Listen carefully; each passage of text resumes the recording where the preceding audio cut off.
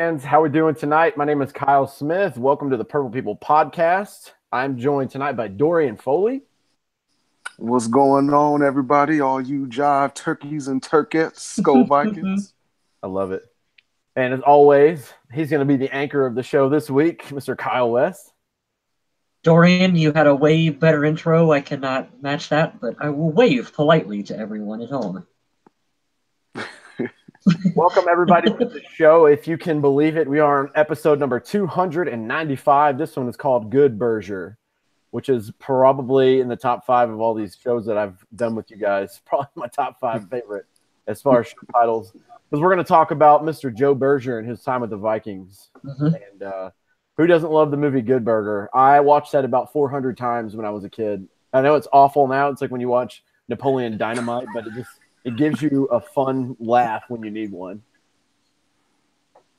Do the kids today even know? Oh, they have no idea. They don't know about. Go ahead. They don't know about all that and the Saturday night, the Snick that we used to watch. Are You Afraid of the Dark? They don't know about. Oh my gosh, classic! Yes. They don't know about Salute Your Shorts on Saturdays. They don't know about that. That was the greatest show ever. Or Dude Ranch. Dude Ranch was one of my favorites. Oh, it was Hey Dude. No, Hey Dude. Hey Dude, you're right. My bad. Hey Dude. Wild and Crazy Kids. Double Dare. Oh God. What would you do? That thing stuck in my head now. The Wild and Crazy Kids song. I remember Legends of the Hidden Temple, Global Guts. Yes. I heard they had a channel for all this stuff now. That'd be great. I can try to brainwash my kid for it. Oh, dang. It's on the top of my head. Cannot think of the name of that channel. But you're right. Like all the old classic Nick shows are on it. But I can't think of the channel. If somebody in the chat, welcome. Eric Spencer is already in the chat, and Scott Schwab, what's up, guys? Hobna is in there. What's up, Hobna? If you guys could tell us what that channel is, it'd be great. Asking for a friend. I'm going to bounce right over. We're going to jump in these quick hits because Kyle and I managed to put these together super quick just now, so I'm super proud of myself and Kyle for all this because I do the bare minimum here. It's great. I am the Stugatz of this show. Show up and rant and leave. We've pulled together some last minute before, but this one was I'm impressed with this one. Pretty good. I think Adam would actually be proud.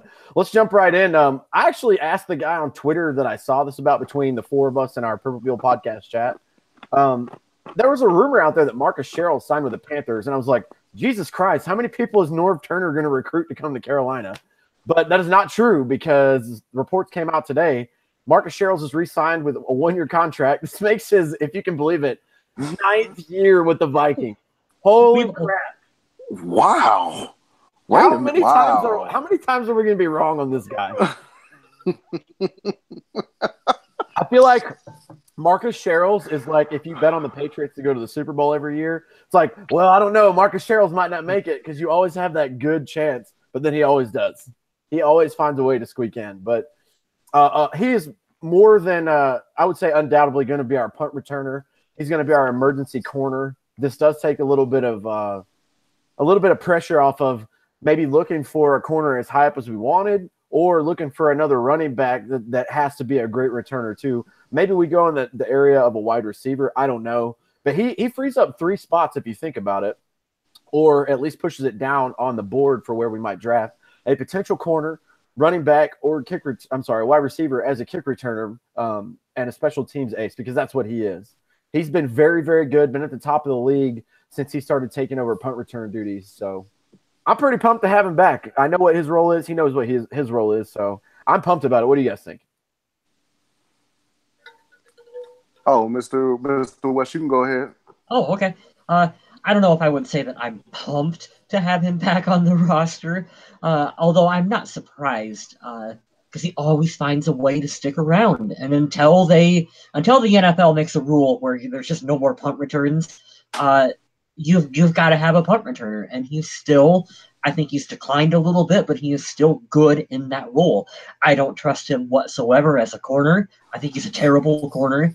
I don't ever want to see us have to rely on him in that position, but he's still here. So, I mean, he keeps carving out that role for himself year in and year out. 9 seasons now, man, that's a long time. Long time for a specialist. Yes, it is. Mr. Smith, you alluded to it, and Mr. Pretty much both you guys, just solidified everything that my opinions about Marcus Sherrills. I believe that we do go after a cornerback. It's not a high point, but I believe we go after a cornerback in the draft, and pretty much at this point, Marcus Sherrills that's just his specialty. The kick returning, the punt returning. So, unless if we get somebody else on the depth chart at some point that could do that, maybe younger, possibly faster, then I believe that this will be Marcus Sherrills' last year with the Minnesota Vikings. Here's a crazy thing. If he doesn't get cut. Yeah, if he doesn't get cut, which that could always happen. How long do you guys think Devin Hester played in the NFL? How many seasons? I'm going to say 9. Yeah. He played for 10 years in the NFL. Devin Hester, probably one of the best kick returners of all time. It's kind of amazing that Marcus Sherrills is at 9 years. He doesn't play actively unless it's special teams, like hardly ever. But yeah, I mean, I won't spend a bunch of time more on this, but I'm happy that he's coming back. I'm with Dorian. I think this will be his last year. I think it's time to look at and really pick out someone and be like, for better or for worse, after this season, if we let Marcus go, you're going to be the guy. And I think that they need to give him a lot of reps, especially coming in the preseason. Marcus knows what to do. And I actually talked about this today. Shout out to the guy that I talked to. It was actually on the Vikings Facebook page. One of the guys commented because I ranted last week about how we don't need a tight end. This guy named Walter Mack, and we talked about everything today, man. It was good. I think it's solid, but I'll talk about that a little bit later too, about some of the places where we might actually need one. But we're talking about that today. It's time to groom someone for better or for worse, to go forward. I still love our special teams coach. I think he's amazing. I think he's in the top quarter of the league and what he does, but I think it's time to find somebody like Dorian said, like maybe a little faster, a little bit younger. I don't know how much longer you want to dedicate one spot because every spot is crucial on the roster to just your special teams guy. But we'll see if we can find somebody who can do more than just one thing or one thing and then an emergency position. We'll find out. But that's how I feel on that. Mr. West put in a great quote from Mike Zimmer, and he told me about it in this chat, and I'm going to read this to you guys word for word because they're having the owners' meetings down in Tampa. I believe it's Tampa. And he got asked about the Eagles game. Mike Zimmer did. He said, it's really, really hard to win the Super Bowl. I've been with teams that are really good and don't play good for whatever reason. Everybody's telling them how great they are. The Philly game is a perfect example of all that. All week long, human nature is everybody was telling us how good we were against the Saints and how that was the greatest play ever.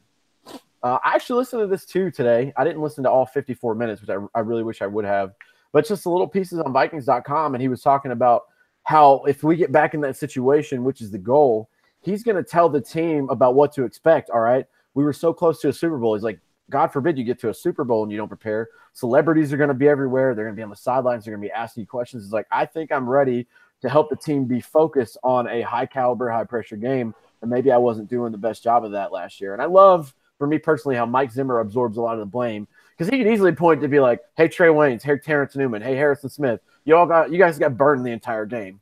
What the hell? But he just takes it on and takes the brunt of it like a head coach should. And I really love that he's absorbing a lot of the blame for this. Yeah, I was listening to Everson Griffin on KFan this morning, and he talked about that Eagles game as well, too, and he said that the whole team was just flat. And he admitted that it was because that was such an emotional high, the way that Saints game ended, that when they came down from that, they were just flat. And it's not like the team wasn't motivated. Like, they were motivated to want to win, but it was just coming down from that was just such an emotional high point for the team. They just, the rebound from that was just terrible. And so he talked about how they have to do a better job to not put themselves in that situation to where you have to win a game on a final play in such a dramatic fashion, about how they have to seal games up, especially in the playoffs, earlier so that they can get that win and they can continue to ride momentum. Yeah, exactly. Oh, go ahead. No, go ahead, Dory.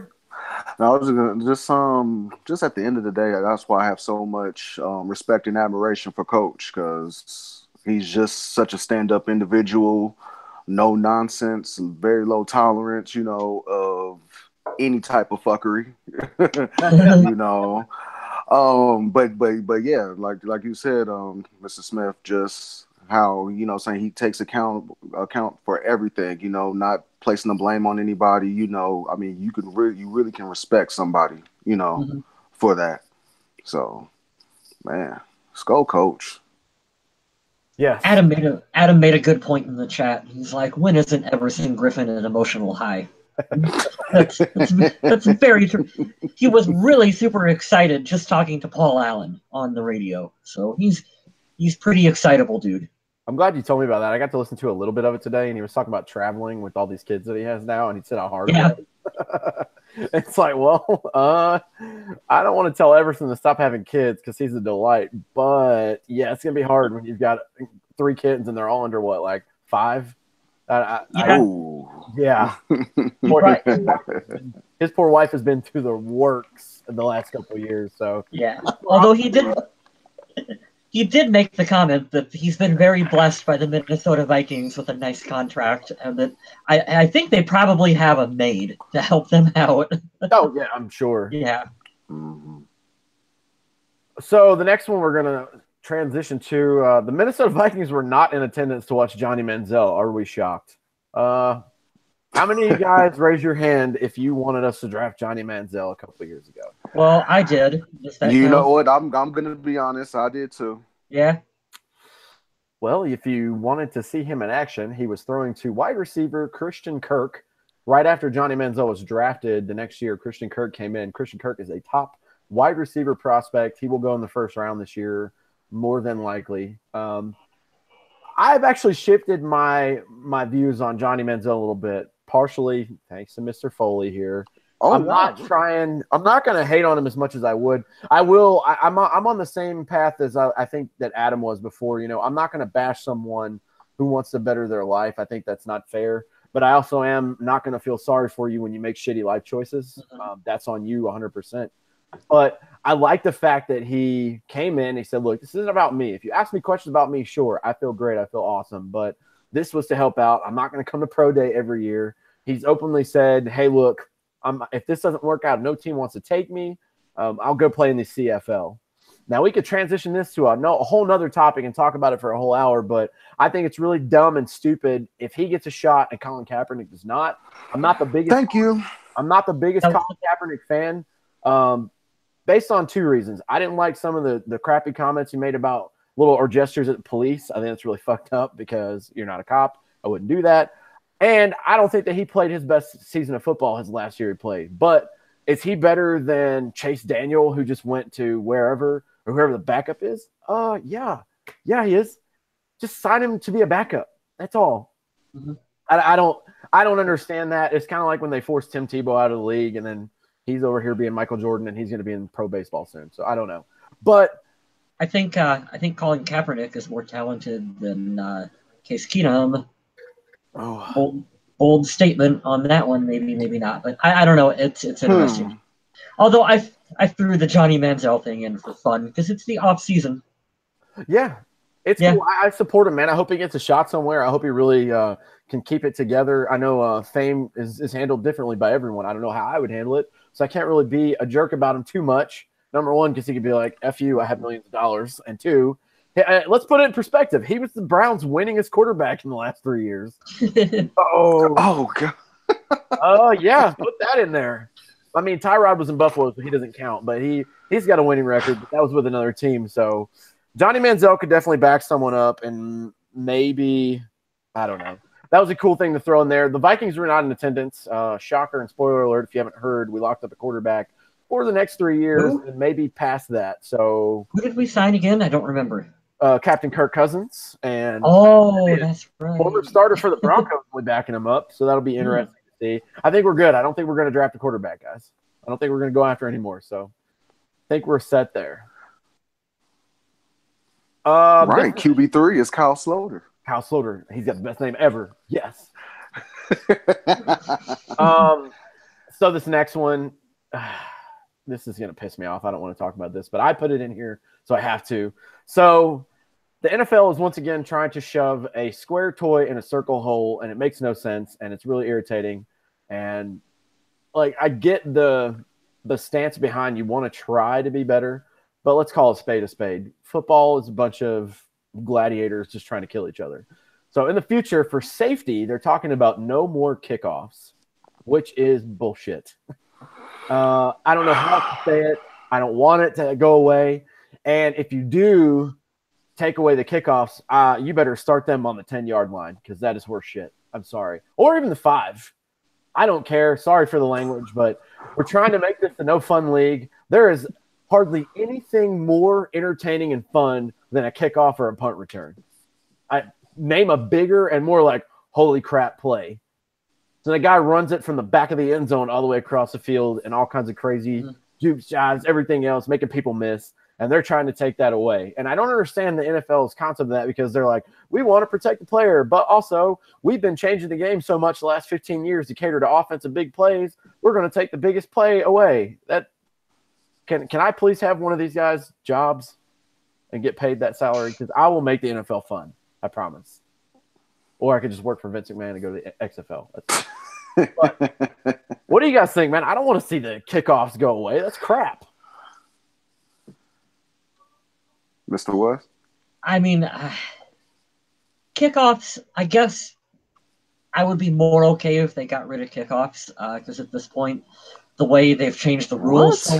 The way they've changed the rules so much, they end up being a touchback. No, you're correct. You're most of the time anyway. So, I mean, at this point, the way they're changing the rules anyway, you might as well just get rid of them.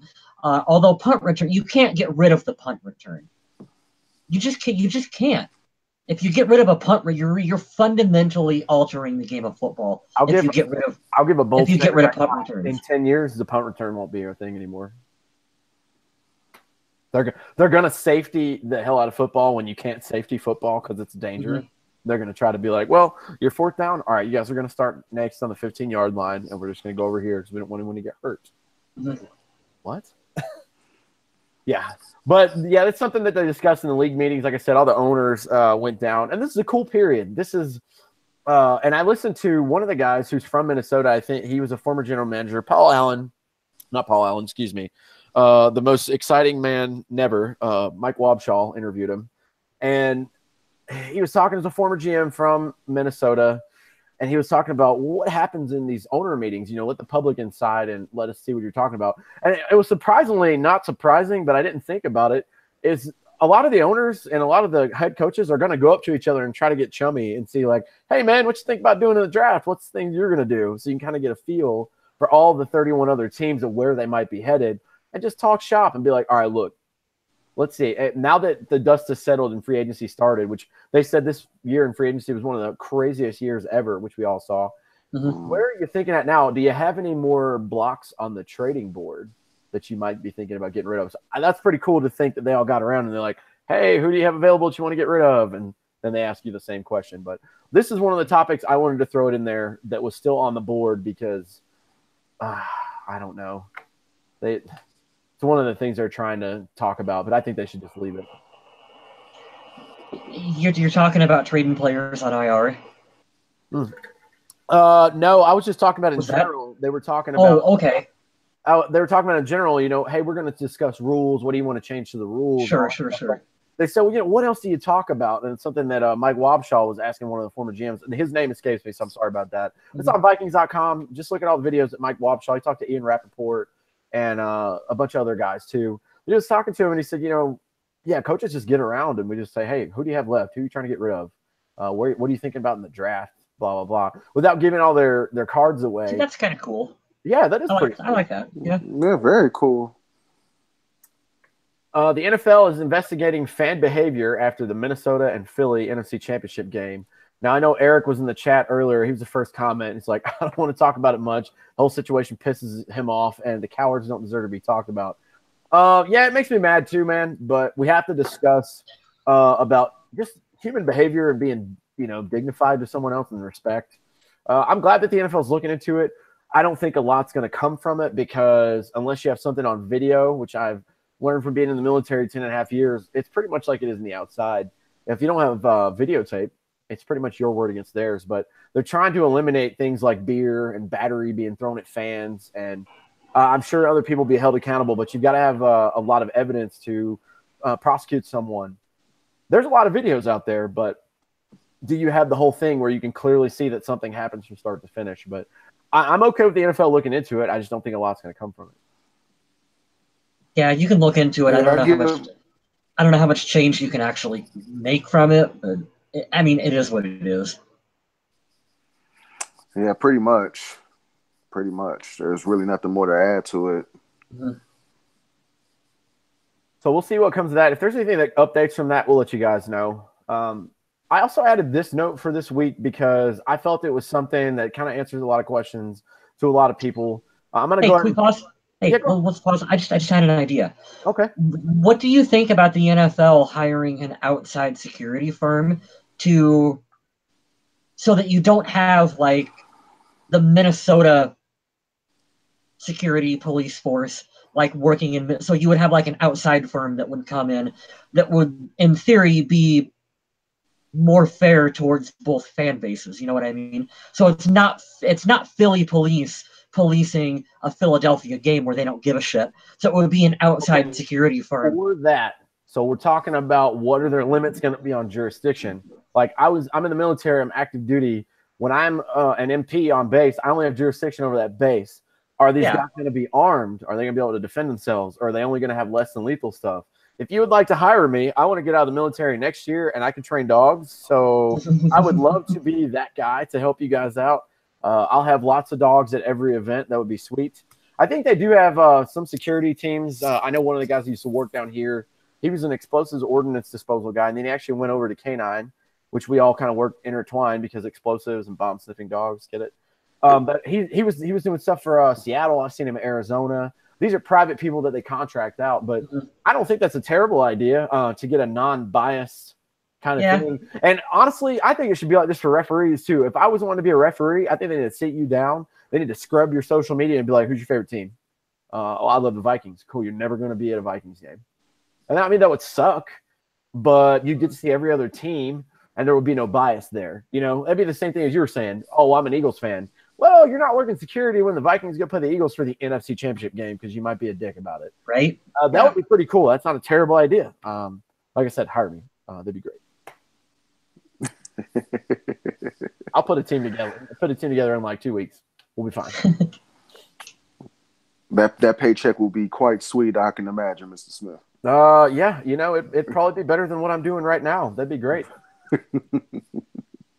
So this one answers a lot of questions. I'm going to go ahead and plug for Adam Carlson and Adam Patrick. They do amazing work over on the Viking Age. Our Adam Carlson, you usually see him every week on this show. He's having some difficulties with his computer, but he's joined us in the chat. And thanks for tuning in, man. I mean, you just be hanging out, but you're over here supporting us as usual. So we love you, man. Mike Zimmer was asked about Teddy Bridgewater's knee injury. He spoke very, very well of all three of our former quarterbacks. He was talking about a little bit before I go into the Teddy stuff about building a relationship with Sam because he didn't have time to do it when Teddy went down. Then he got to know him in the offseason. He gave Case Keenum tons of kudos. He actually talked about, because we talked about it before on the show, about how everyone was like, well, you never really wanted to name him a starter. We were wondering your loyalty to him as a quarterback. And he's like, do I have to tell you every week that Harrison Smith is our starting free safety? So why do I have to tell you that starting? Which is the most Mike Zimmer thing. Everything he does, just he has his own stamp on it. I feel like we got the poor man's Bill Belichick, which I thoroughly enjoy. But he's an ace at the interviews. But he was pretty nonchalant about this one. But he said about Teddy Bridgewater, he's like, I didn't see limitations like in practice with Teddy, but apparently there were some according to the medical staff. And he went on, and I'm going to paraphrase him here to talk about how the medical staff, they were talking about, you know, you might think that he's ready to go, but based on either the MRIs or whatever tests we're doing, he's like, he's not fully ready. And they were talking about the specific knee injury that Teddy had. No one has came back any earlier in any sport earlier than 24 months. And Teddy was already practicing within like 14, which is insane. He has great genetics. Wow. I mean, he comes from a family of people who fight and fight and fight when it comes to health. So that's pretty sweet. But, going forward, and he said, Teddy actually reached out to me first, but he said, hey, we love you. We believed in you. We drafted you. And I know going forward, if there's any time when Teddy's very successful or he has a bright moment, I'm going to shoot him a text and say, I'm proud of you. I knew you had this in you. And I was really happy to hear that just because we've invested so much and we love Teddy as fans. But it just shows how classy he was. It's a business at the end of the day. You wanted to go out and get the big fish and get a solid quarterback with no history of injury or any kind of off-the-field dilemma, and they were going to do that. But you could tell that Mike had a soft spot for Teddy and pretty much for all three of the guys because he said really good things about all three of them. It's a difficult decision in terms of Teddy. I'm not surprised that the Vikings were not comfortable enough with him medically to not want to re-sign him to a contract because you just have no idea at all what's going to happen with his future long-term.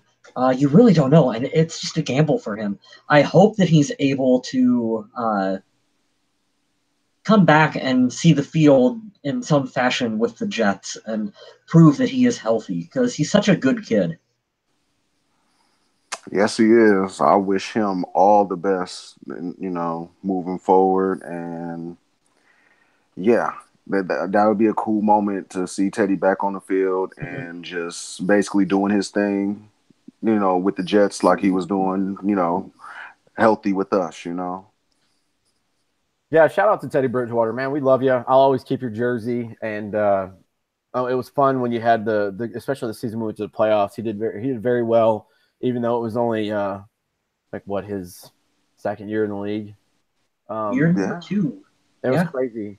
And it speaks to him being a great person overall because he was so nice. He's always doing stuff down in Florida, doing stuff for the kids, which I love. He's just a good human. So shout out to him. And I think he'll be, by the time the season rolls around, he'll be 2 years past his injury. Josh McCown, you're going to lose your starting job.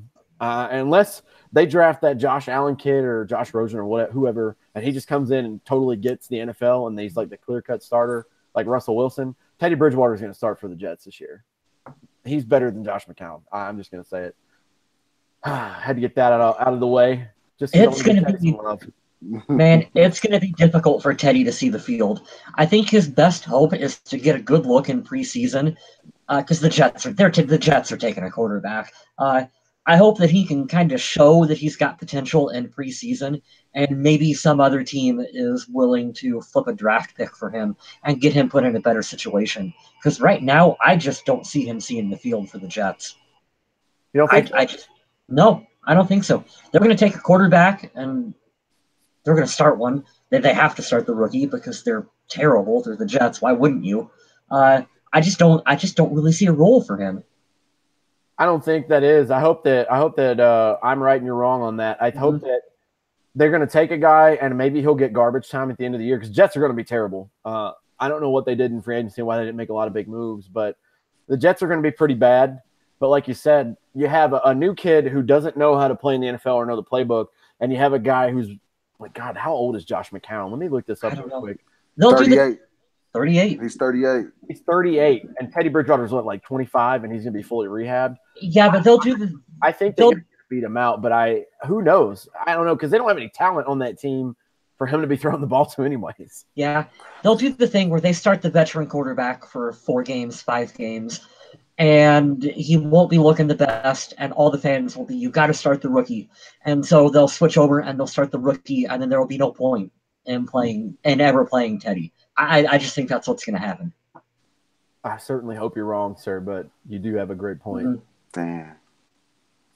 Speaking of former Vikings, transition out, and we're still at the quick hits, guys. We're doing lots of quick hits today. So proud of us for getting stuff together like adults.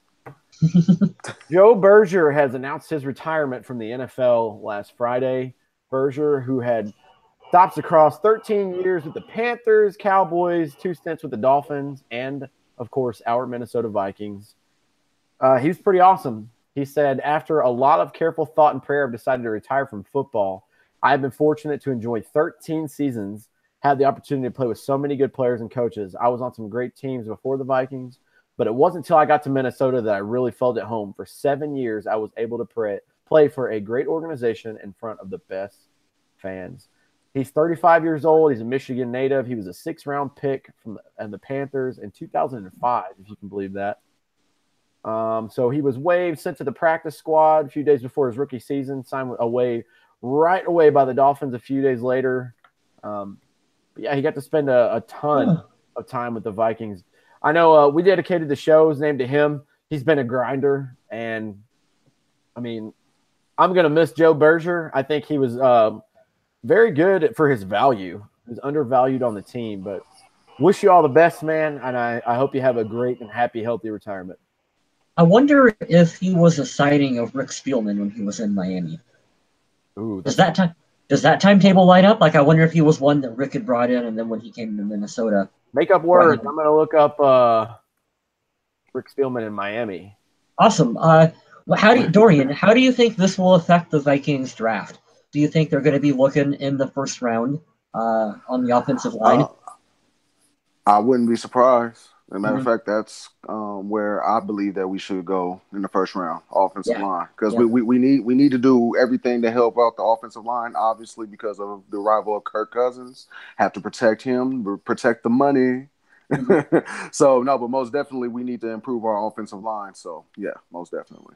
I think that's the way they were headed before, but with Joe retiring, I think that kind of forces their hand a little bit. So you got to address this early. I have an answer. Exactly. Not what you think.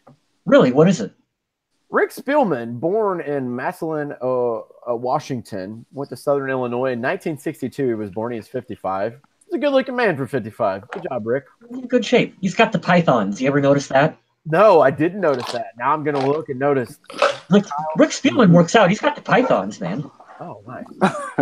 Well, here's Rick Spielman, as we were talking about, because Joe Berger was not a signing because he was with the Lions from 90 to 94, 95 to 96, Bears from 97 to 99, the Dolphins from 2000 to 2004.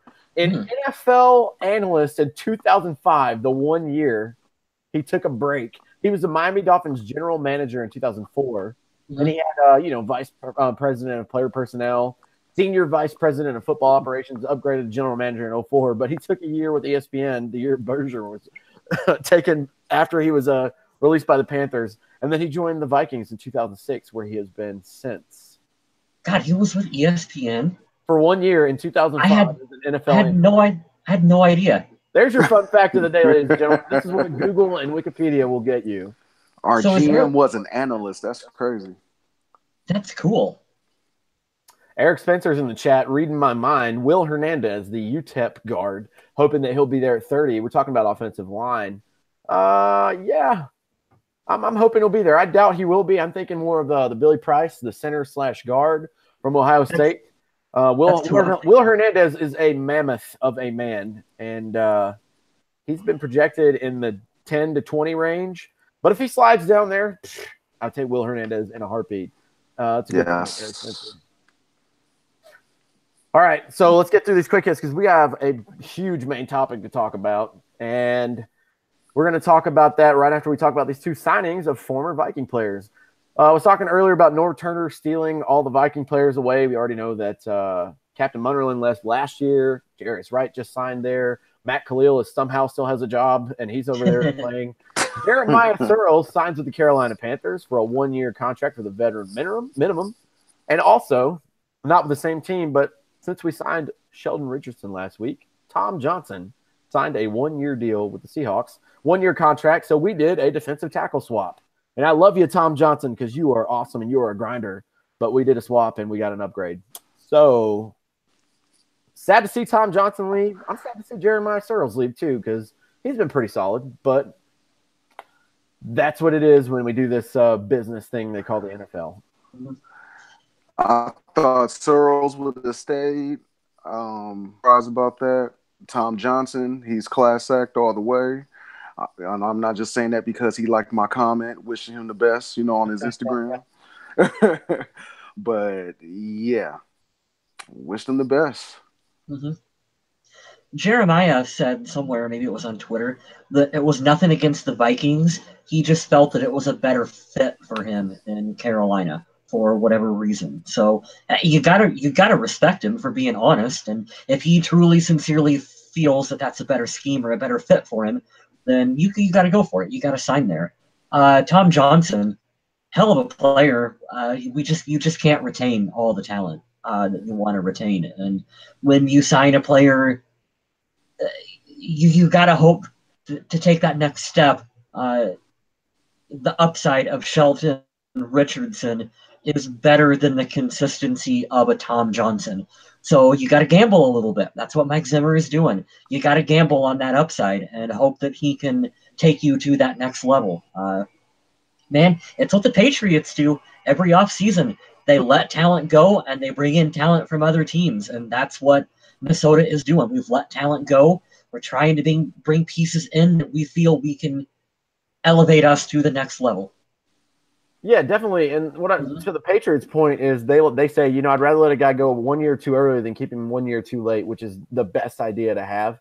But Sheldon Richardson was the number 3 available overall defensive tackle, and the number 1 was Ndamukong Suh. So can't afford you can't afford one of those guys, and you have to take that gamble.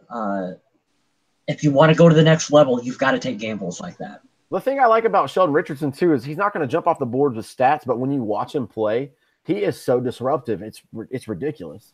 So he's not going to eat up the stat board. Somebody's going to get the stat every game. And usually, you ever notice that with the Viking defense since Mike Zimmer took over? There's not one guy. It's not like we have J.J. Watt on our team. We're like, well, we got to double team this guy like every game. You've got to pick now between, do you double team Danielle Hunter, Everson Griffin, Sheldon Richardson, Linval up there in the front, and it's like one of those you can't double up. And if you do that, if you double up any one of those guys, you're going to leave Anthony Barr or Eric Kendricks chances to get in there. So good luck with that. We're just too stacked all the way around to have somebody be double teamed. So you're going to have to hope that your team is just better than ours, which in a lot of cases defensively against offensive lines and personnel, they're not. So I think it was a great deal. I'm sorry, like I said, I'm sad to see Tom Johnson go because the thing about Tom Johnson is he's just so dependable. But we upgraded, so I'm not too mad about it. I got a friend who's a Seahawks fan, and I was talking with Jeff about that, and I was like, "You guys are getting a hell of a player in Tom Johnson. He's never going to make an ESPN play of the week highlight, but every single game, if you're paying attention, Tom Johnson will make plays for you that you will be able to point to and go, damn, that was a good play on the field. That's the kind of caliber player that you're getting from him. And I am sad to see him go, but we just got to hope that Shelton Richardson can propel this team to another level on the defensive front. Oh, man, Eric Spencer makes a great comment in the chat. Said, is the Rams defense being too hyped? I feel like it's going to collapse somehow. I don't. I'm going to comment right now. I think Aqib Talib is hitting the end of his run. He's still pretty productive, but when you have Ndamukong Suh and Aaron Donald on your D-line, holy shit. They're going to be nasty. And don't forget, they got Marcus Peters. I mean, we'll see. We'll see if they have the talent, but they don't have the coachability. Because it seems like Sean McVay is just going out and just grabbing every good player he can, despite whether or not they're a cancer, if they're like a Percy Harvin. We'll see. I don't know. But that's a good point. This is what I hate about this offseason. We knew that Philadelphia had the best defensive line in the NFL. I think we had the second best or third. Now we might be at third because I don't know if I don't think Philly got worse. And then the Rams are just like, hey, we're going to get every great available free agent. And, we might be going after Odell Beckham too. So, Jesus, this has been a crazy offseason. I don't know, man. I don't think that the Rams' defensive front can outwork Minnesota's defensive front. I think that we're going to find out. I think that we will work harder and they will make better plays. I've always felt Ndamukong Suh has that off switch, that if it doesn't go his way, he just flips it off and he's on autopilot. That could very well happen for them. I think that Minnesota in the long run can outwork them. Are you guys ready?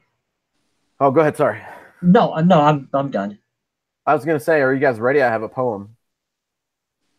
Roses are red, violets are blue, unsportsmanlike conduct, and Donovan Sue. Bam! Step on your face or your junk. That's accurate. Oh, that was terrible. You're welcome, guys, for that awful, awful humor and terrible joke that I had. But it's time to get to the main topics this week. We have 3 of them. Not going to spend a lot of time on all 3. but I want to jump through because Adam is still with us in the chat, and I promised I would take over for his part. But we're going to go. If you haven't been following, go back and listen to the previous episodes, the last 3 before this one. I'm sorry, last 4, because we're on number 6 this week.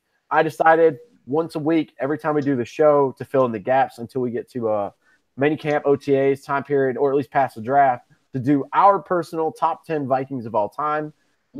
We are on number 6 this week. My list goes, number 10 was John Randall, my favorite Viking of all time. Paul Krause, legendary safety.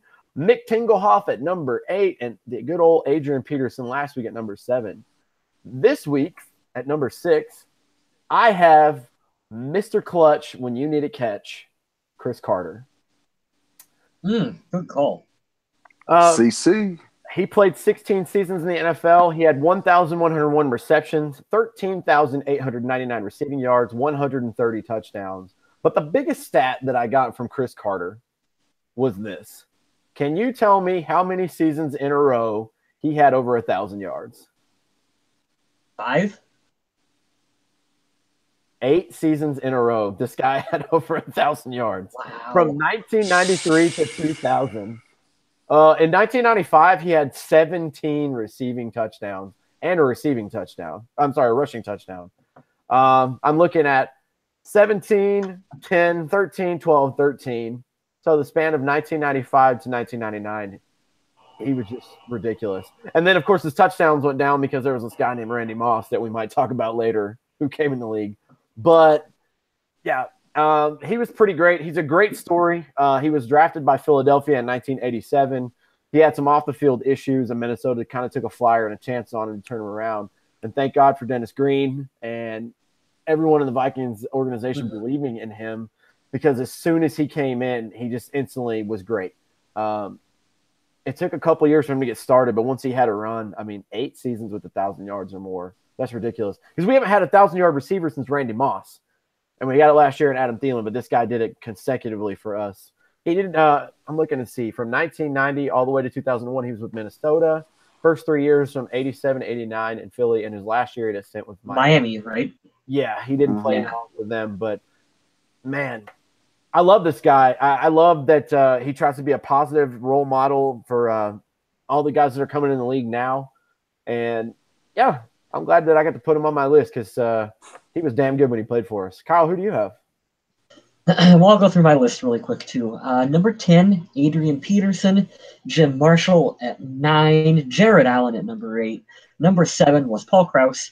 And I'm looking at my list at number 6, and I'm going, I should have him higher than what I currently do. But it's difficult because there are so many great Minnesota Vikings to choose from. I'm curious. Dorian, you might be able to guess who I have. He is a member of the Pro Football Hall of Fame. He is part of the Minnesota Vikings Ring of Honor. He was the NFL sack leader in 1997. He was a 7-time Pro Bowl selection and a 6-time All-Pro player for the Minnesota Vikings. Any guesses who it might be? Ed McDaniel? You're close. John Randall. I knew it. John Randall. Okay. Yeah, I think we've talked about him. Was he on Adam's list? He was on mine. He was my number 10. Yeah, he's my favorite Viking ever. Great story like Chris Carter. I love it. I just love the fact that he had to lie about his weight so they let him play defensive tackle. Yeah. They're like, "No, you're too small." And then here we go. He's an insane person on the football field. I would have thought that he's clinically insane with the stuff that he was doing. But yeah, man, I love the choice. Undersized for a defensive lineman, but he just worked his ass off. He worked harder than any other player on the field, and he had that motor that would not stop. If for younger fans out there, he was the Everson Griffin of his time in terms of just trash talk and high motor, and just he would get. I absolutely love the old clip of him talking about Brett Favre and about how all the Vikings players, even at that time, were just in awe of Brett Favre. And Jared Allen, John Randall had the amazing quote where he was like, "Man, fuck Brett Favre. It's our job. It's our job. It's our job to go out there and we gotta stack him. And that was his mentality that he told the team. And so they put the number 4 Brett Favre jersey over one of the tackling dummies in training camp. And it was just his duty to go out there and to train that defense to be like, no, man, like, he's just a guy. You got to go after him and get him. And that's just so fun and awesome. And I love him so much. Yeah, I watched the documentary. You guys should check it out on NFL Films. They did a Football Life about him. And they recreated the little home that he was in that was so tiny. And just what he had to overcome to where he's at. And it's just one of those, like, he was just bound to be awesome at what he was choosing to do. But I won't talk about John Randall all night because I could do that because he's the shit. And so thankful that Adam got me a picture autographed by him. So thanks again to Adam. Speaking of Adam, he's not here this week, but he wanted to let me read off of his selection at number 6 for him. And it's tackle Ron Yeri. Ooh. 15 seasons in the NFL. Wow. 6 straight All-Pro selections, 7 Pro Bowls total, 8 straight All-NFC, and 207 career games. He was with the Minnesota Vikings from 1968 to 1981, and he had 1 year with the Los Angeles Rams in 1982. I'm going to read you a quote and some stuff for him because I'm going to give him some love in the absence of Adam being here. And this is one of the most awesome quotes I've ever read about football, so I'm glad that Adam let me tear this over. But this is on the ProFootballHallOfFame.com player/Ron Yeri if you want to look it up, some cool pictures about it. He said, being an offensive lineman is about the most boring job in football. It's just a headbutting contest. But you get satisfaction when you come from knocking someone on their rear end. And it helps if it's a touchdown. It's all the more satisfying. That was pretty sweet. He was enshrined in the class of 2001. Just a little bio about him. He went to Southern California at 6'5", 255. Anthony Ronald Yeri, first player selected overall in the 1968 draft. He possessed speed, agility, hard work ethic, extremely durable, missed only 2 games in career due to injury. Became a regular starter at right tackle in his 2nd season. Like I read before, All-Pro for 6 straight seasons from 1971 to 1976. All-NFC 8 straight years from 1970 to 1977. He was in 7 Pro Bowls, and he started in Super Bowls 4, 8, 9, and 11. He had 5 NFL and NFC championship games. And he's from Chicago, Illinois. He's a damn good Minnesota Viking. And that was a great selection, Adam. And I'm glad that Adam got to pick someone on the offensive line because we know he loves the offensive lineman. It always shows them more love than they get credit for. So, yes, tune in next week. We're going to get into our top 5. So that was our 6 for the 3 of us who are on here regularly. Thanks for sticking around, Dorian. I'm sorry we didn't include you in that. Oh, no, it's all right. All good. So that was number 1 of our main topic today. I'm going to tackle the bottom one here just because I want to get it out of the way. And this is something about counter the helmet rules that was talked about at the NFL owners meeting. I'm Googling it right now so I can get this right. But the NFL institutes a new rule against lowering the crown of the head to initiate contact with your helmet. I'm confused. Didn't they already have that rule? I think this is for anyone now. I'm going to read through this because I'm on ESPN, and this is from one day ago from Kevin Seifert. And he does a lot of stuff with the Vikings, talks about the Vikings a lot, and he writes for ESPN. So it says the NFL institutes a 15-yard penalty, possible ejection for lowering the head to make a hit. I don't get this, man. Under the change, a player will be penalized 15 yards and potentially ejected anytime he lowers his head to initiate and make contact.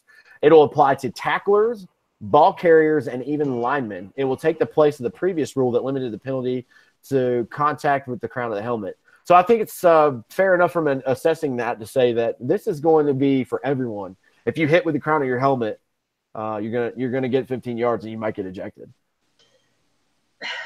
What? I mean, you shouldn't lead with your helmet. My biggest fear anytime they do a rule change is they're just going to start calling everything. Oh, they will. There's going to be flags everywhere. People are going to be getting ejected, and they're not going to call the rule right because they're trying to make a statement. So, excuse me, we got to get past the statement season here, and then they'll calm down and the rule will be called correctly. But it's going to mess everything up. Like always, it happens every time. The good news about this rule change is Vontaze Burfict will be out of the league within 2 years. Yeah. That's right. I called you a piece of shit. You piece of shit. Ugh. The other one that I want to get to, I think this is going to be just crazy. Kyle, you pretty much nailed it on the head. I'm not going to beat it in the ground too hard, but they're going to try to figure it out because they're going to implement a new rule. And I'm not even mad at the refs for this. This is going to be a change from the stuff that was going on to what is, acceptable now. So how can you get mad at someone for the first year they're trying something? Like Mike Zimmer coming in to be the coach. Was I mad that we went 7-9 with Matt Castle? No. What do you expect? But I agree with you, man. I think it's going to mess a lot of things up. I think a lot of star players are going to leave the game because this is everyone. How is a running back not supposed to leave with the crown of his helmet? I don't know, man. I don't know. I don't like it. What's going to happen is they're going to throw this for like that play with Anthony Barr where he accidentally hurt Aaron Rodgers. They're going to throw a flag and they're going to say that was like crown of the helmet, even though that wasn't anywhere close to what happened in that play. But it's going to be situations like that on marquee players that just for playing defense, they're going to throw a flag. Just boom, just flag it. That's what's going to happen. So be prepared. That's all I'm saying. I've got once again, go ahead, sir. Go ahead. No, I was just going to just say real quick. It's just, once again, these players are trying, they're trained to perform and, especially in particular their movements, you know what I mean? So now with this being implemented, it's just like now, once again, they have to, readjust themselves. And I don't know. It's just, yeah. Next thing you know, guys, it's going to be the NFFL, the National Flag Football League. Yes, you're correct. 1,000%, man. Like I said, the biggest thing, I see like a linebacker going in to lower his helmet. You got to hit with your shoulder, which is going to be very close. And I feel bad for the referees having to go through and see like, hey, are we going to inject this guy or was this a legal hit? Blah, blah, blah. But I don't know how a running back is not supposed to not bend down and plow through someone. How do you fight for extra yards? I have no idea. Well, Adrian Peterson is definitely not going to be in the league. Yeah. I was going to make another joke there, but I'm not going to shit on AP. So, yeah, that's one of the rules that has changed. The other topic I wanted to get to, and I'm going to hit on all the new rules that are going around, but the other one, and the main topic I really wanted to get to, was the revised standard for a catch. I'm on ESPN. I haven't heard this yet, so this is new to me. All right, so get ready for this. This was posted today, also by Kevin Seifert at 12:48 Mountain Time, where I'm at down in El Paso. What it means. All right, so the requirement to survive the ground has been eliminated, a change designed specifically to avoid future instances of counterintuitive rulings that spurred debate about plays involving players like Detroit Lions, Calvin Johnson in 2010, Dez Bryant from the Dallas Cowboys in 2014, and then last year, Jesse James. Now a receiver must control the ball, establish himself inbounds, and perform a football move, such as a third step or a lunge to make a legal catch. This definition applies to players who remain standing or that are going to the ground. It will remain eligible for replay review. McKay, I don't know who McKay is, believes this change makes the rule objective, but others, including former officiating Chief Blandino, thinks it will simply swap one set of debates out for another. Most notably, did the receiver in fact perform a football move? Yeah, I was going to say that's the biggest gray area of this rule is what's a football maneuver. I'll tell you what it means for us. You guys remember when we lost to the Panthers last year? I was super pissed about that game because we were in the red zone 1, 2, 3, and 4 times we didn't score a touchdown. One of those for Adam Thielen was ruled not a touchdown. With this catch, that would have been a touchdown with this rule, I should say. With this rule, had it been in play last year, that would have been a touchdown. That significantly changes the game. And then you think about going forward. All right, pretty much every other game we knew we were going to win, but that one we could have won. What if we would have went 14-2 and we would have had home field advantage and play the Eagles at home? You see what I know. Yeah. Change? You see the snowball effect that I'm talking about here. Exactly. I think they're on the right path with this catch rule, though. There's still some interpretation that I don't know how that's going to play out. No one does until the season gets here. But I think I understood everything when you read it. So that is a step in the right direction. Because this should not be complicated. This should not be a complicated Not at all. Well, I'm glad it No. changed from last year, because saying that you have to survive the ground, as if them getting both of their feet in bound and holding on to the ball through the whole process. When you hit the ground, what the hell do you think is supposed to happen? Like, that's the thing that I couldn't stand. And they should change. I think another thing that is going to come forward is receivers should be the same as running backs. If you cross the plane and you have everything intact, it's a touchdown. Let's just stop that, because let's be real here. Latavius Murray had a lot of touchdowns that were absolutely not flashy last year. And I don't care, because he got points on the board, and I love Latavius Murray. But my guy Adam Thielen has a harder job to do when having to catch a ball out of the air that's thrown to him. And he makes all this effort and he stays in bounds, and they're like, well, that wasn't a catch because you didn't survive the ground. I'm like, survive the ground? I survived literally everything else. Yeah, see, I've never understood. Yeah. Like, you have a receiver in the end zone and he makes a catch and he lands. He's got both feet in bounds or whatever, and he's sliding and he slides 4 yards back and the ball bobbles a little bit. And then they're like, that's not a catch, or that's not a touchdown. Because the ball, I'm like, why? So I think they've got that out of the game, which is a positive. But like, so that should, it's going to be shifted to, well, we need to know what an actual football move is, which is going to be the new debate. But like you said, I think as long as the ball doesn't come out, or doesn't come out of your hands, hit the ground, and then you pick it up, like, obviously that would count as not a catch. But if the ball moves, as long as it doesn't touch the ground, in my eyes, I'm not a referee, so don't kill me for this. In my eyes, that's a catch. Who knows? But now that we've all jumped through, I'm looking through the comments. Yangiage says Vikes would have been a 1 seed. Steelers would have been a 1 seed. We could have changed the whole dynamic of it all. I don't know how well we would have played at home versus Philly. I think it would have been a lot different than it was on the road against Philly. Completely different. But we'll see how that goes. Other new rules that have come in place, I'm going to read these off to you really quick. Permission for command center to eject a player. This is pretty crazy. Senior Vice President of Officiating Al Riveron can now order the ejection of a player who has been penalized for a non-football act such as punching or fighting. Referees can retain the authority to eject as well, but there have been a handful of occasions in which league officials would have preferred an ejection but had no option for overruling or assisting the referee. So last year, Gronk's late hit to the head of Buffalo Bills cornerback Tre'Davious White and Tampa Bay receiver Mike Evans' blindside hit on the Saints cornerback Marshawn Lattimore. So the command center can say, hey, kick him the hell out of the game. These guys should have been ejected for that regardless. Why do we have referees on the field making judgment calls if you can have outside officials from New York or wherever just buzz in and be like, you got to do this instead? I like it because when last year, when these guys didn't do their job and eject these players, now somebody can be like, hey, Ron, you're effing up. Kick this guy out of the game. He just elbow dropped a guy in the head. Like, oh yeah, I should probably kick him out. But I get what you're saying.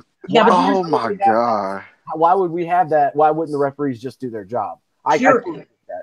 Here's what gets me worked up, and here's the conspiracy theorist in me right now. You've got someone who's not in the stadium who's looking at what everyone's saying over Twitter, and they're like, oh, Twitter is really mad at Anthony Barr right now over that play. So buzz in and eject him so that we, the NFL, can save grace with all these fans that are pissed off right now. How do we know that's not going to happen? We don't, and that's honestly one of the best points I've heard yet about it. That's why it should be the officials on the field doing the job. If they're not doing the job right, get officials that can.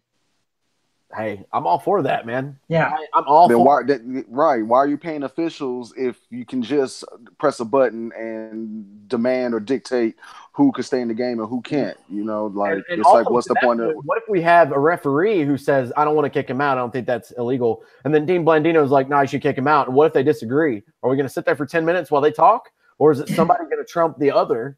Because we have more than one referee. I know we have a head referee. Is it going to come down to his choice, or is it going to be the center?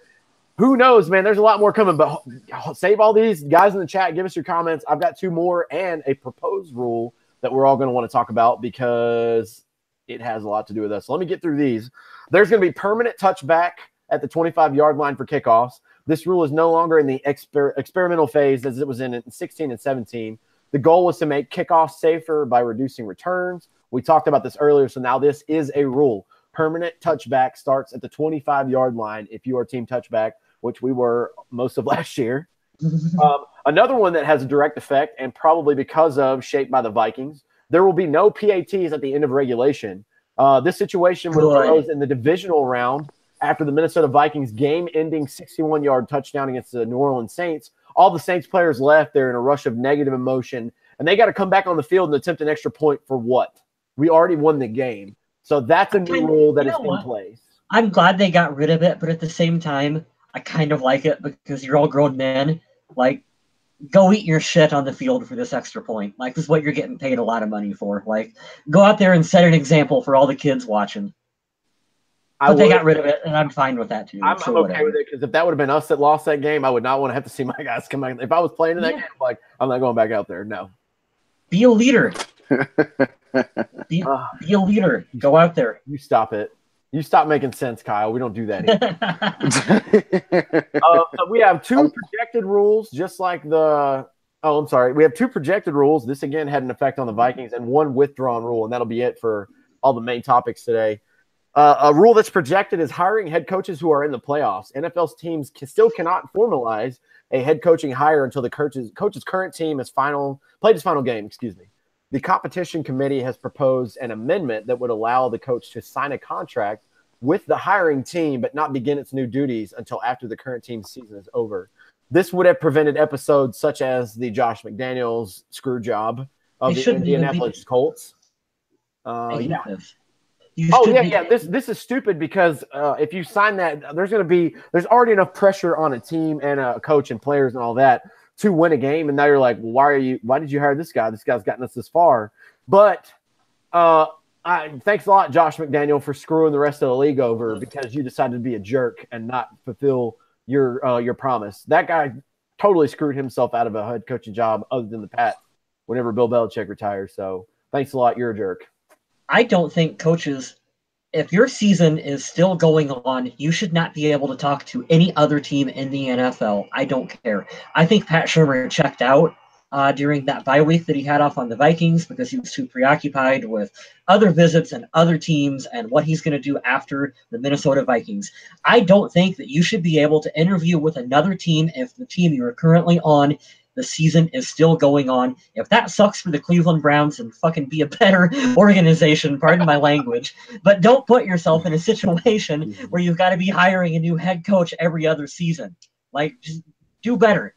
It's not our job to give you better coaches. I like Bravo. it. Bravo. I'm going to give you a golf clap for that one. They couldn't say it better. That was great.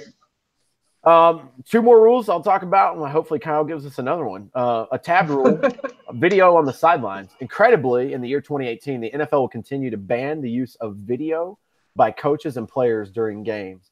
They will continue to use still photographs instead, either printed or viewed on their Microsoft Surface tablets. But many coaches adamantly oppose the addition of all 22 video tablets. Why? They believe video would make it easier for ill-prepared or lesser skilled teams and coaches to make in-game adjustments.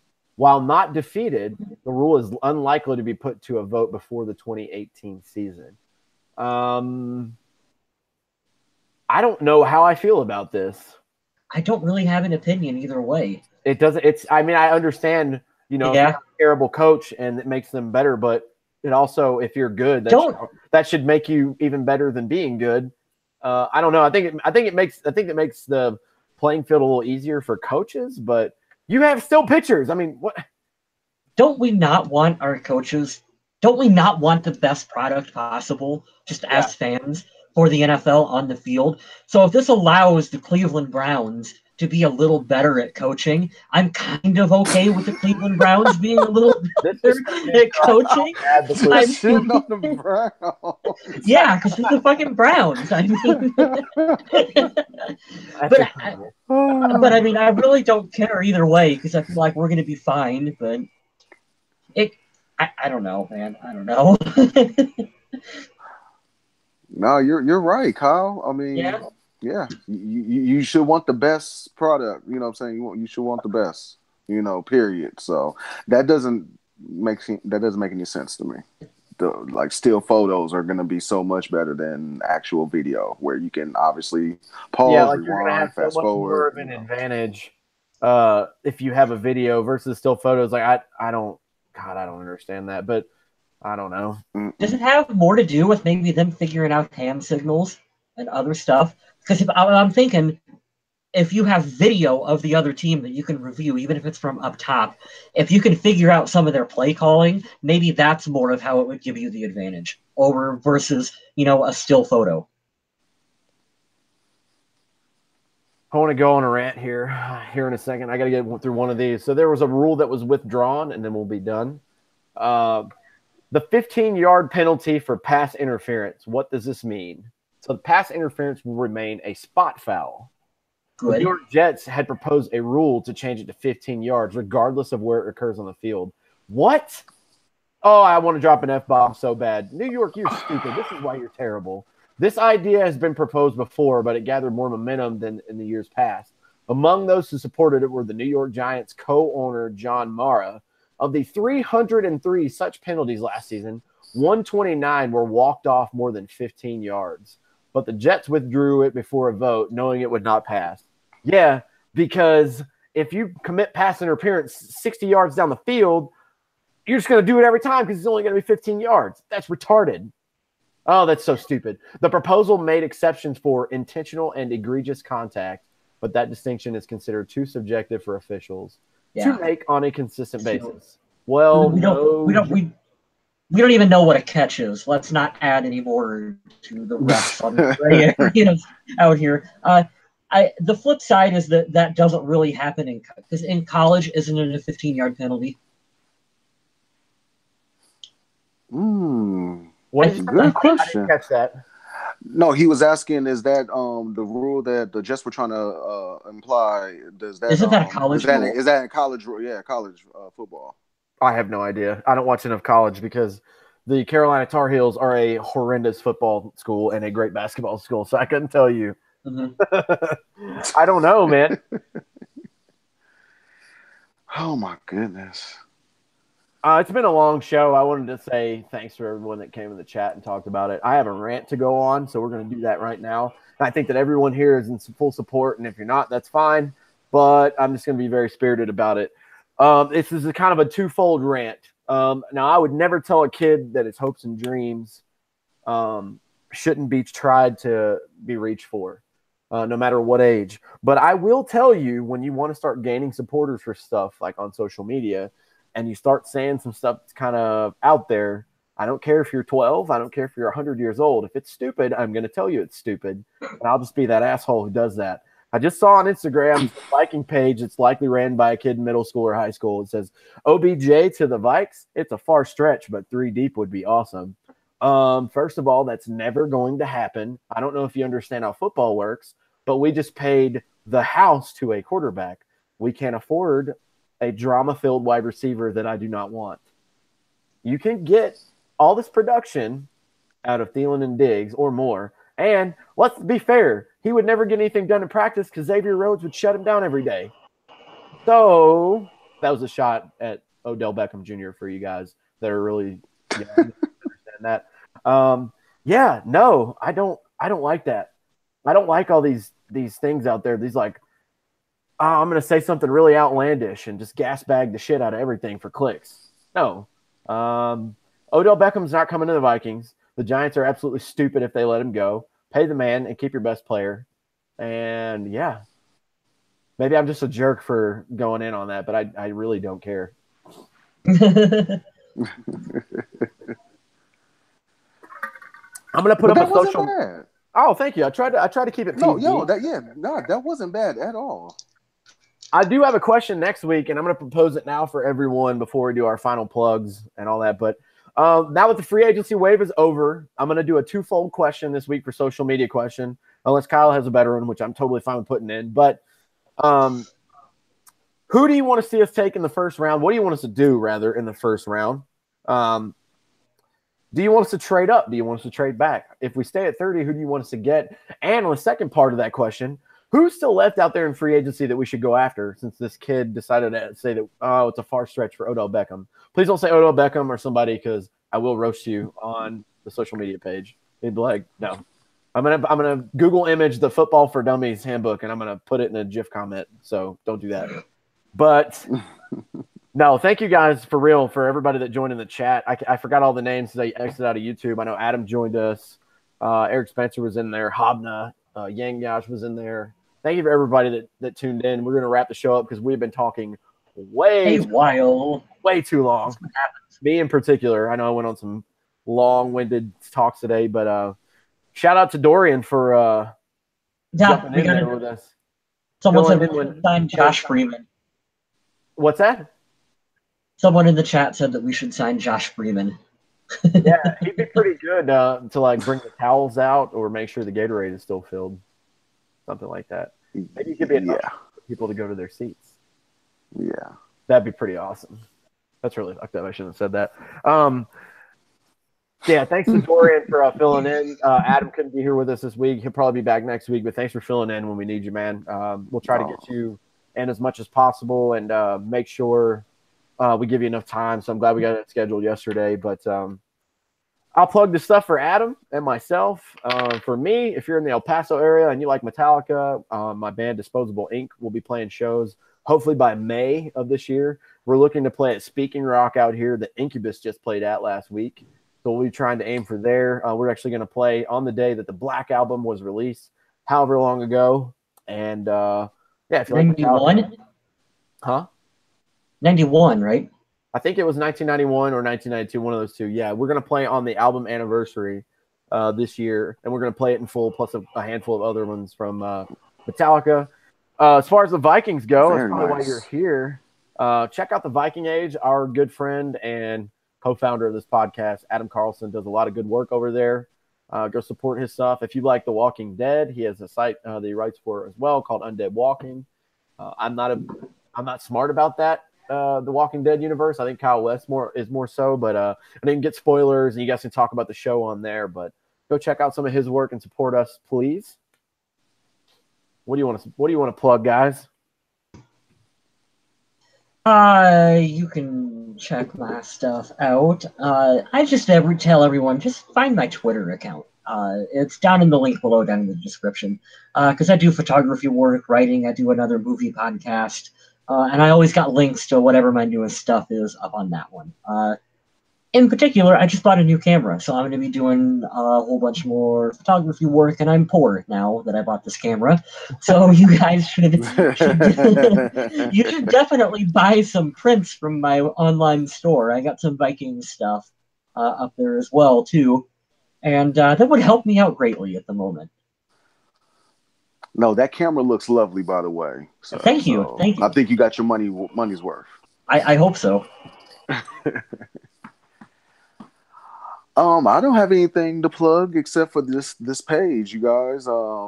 Thank you for the support, and tell a friend, just tell a friend about the Purple People podcast. We are just trying to do the damn thing, and hey, Skol Vikings. This comes from Dorian because he's got some admin rights to our Facebook page, and he's been posting some pretty cool stuff. I think we all have different points and different ways that we say things. Obviously, Adam being the most polished because he does this for money. But we all have great and different points of views, and they range to all different sides. So shout out again, man. Thank you for taking over and posting stuff whenever you feel like. But thank you to everybody in the chat that came. Like I mentioned earlier, like Dorian said, check out our Twitter at Purple People Pod. Go to our Facebook page, Facebook.com/Purple People Podcast. Same thing in YouTube, YouTube.com/Purple People Podcast. We do this every single week, and we hope to see you again next week. If not, tell your friends about it so we can have at least one new person for next week. And stealing line. Oh, go ahead. And guess what, guys? OTAs are going to be coming up here really soon, in like a month. In like a month from now, we've got the draft and we've got OTAs to talk about. So we are so close to having like actual football discussion again. It's crazy to think about. Yep, the draft is going to be on a Thursday, and I'm looking through my calendar right now. So it's going to be the 26th, the 27th, and the 28th. So we're less than a month away. This draft's going to be completely done. We're gonna bring all the news to you there. We're gonna have some draft analysis coming up from Adam Carlson and maybe even myself. I might do my first draft analysis this year. Just a spoiler alert. But all right, Mr. Smith. There's a couple of guys that I really, really like in this draft that I think we should take a look at. But we'll quit ranting and rambling and go along. But thank you to everyone. Check out all our stuff. And remember, as always, to stay classy, Minnesota.